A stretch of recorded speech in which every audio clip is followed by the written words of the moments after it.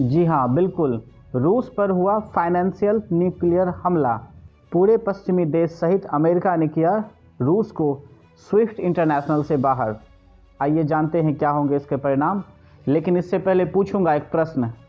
English channel किन देशों के बीच में स्थित है? जवाब कमेंट बॉक्स में ज़रूर दीजिएगा।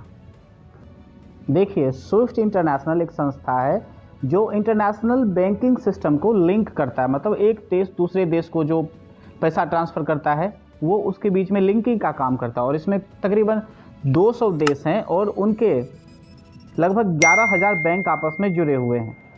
तो अब तो रसिया को इसमें बाहर कर दिया, तो क्या होंगे इसके परिणाम? तो अभी के लिए तो रूस को नुकसान उठाना पड़ेगा। हाल ही में एक रिपोर्ट आई है जिसमें अब रूस भारत से रिजर्व फॉरेन रिजर्व के मामले में भारत से ऊपर चला गया है। निश्चित रूप से उसे अपने रिजर्व्स को यूज़ करने में परेशानी होगी, लेकिन रूस पहले से सचेत था। जब उसने क्रीमिया पर अतिक्रमण किया या क्रीमिया को अपने कब्जे में लिया और उस दौरान G8 कंट्रीज़ ने जब रूस को बाहर कर दिया, तो उसने एक स्विफ्ट जैसा ही एक सिस्टम डेवलप किया अपने यहाँ। उसे कहते हैं SPEF।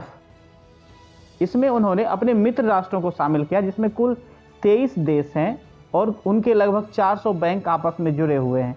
तो यूँ कह सकते हैं कि रसिया अब SPEF पर शिफ्ट करेगा और इसके ज़रिए वो दूसरे देशों के साथ पैसे का ट्रांसफ़र करेगा, पैसे की लेन देन करेगा।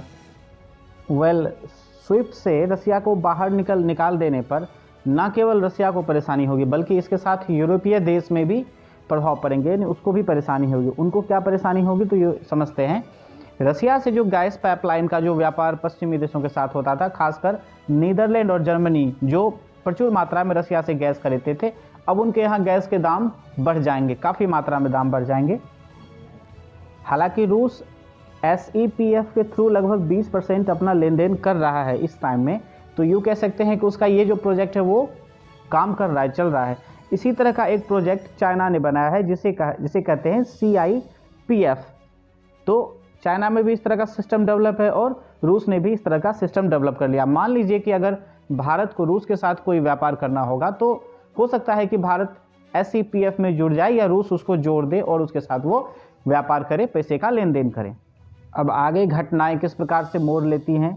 क्या रसिया इसके अगेंस्ट कोई स्टेप लेता है या फिर अमेरिका सैंक्शन को और बढ़ाता है या फिर इससे कोई नई परेशानी उत्पन्न हो सकती है? इसी तरह की इन्फॉर्मेशन जानने के लिए चैनल को विजिट करें, सब्सक्राइब करें, लाइक और शेयर करें। धन्यवाद।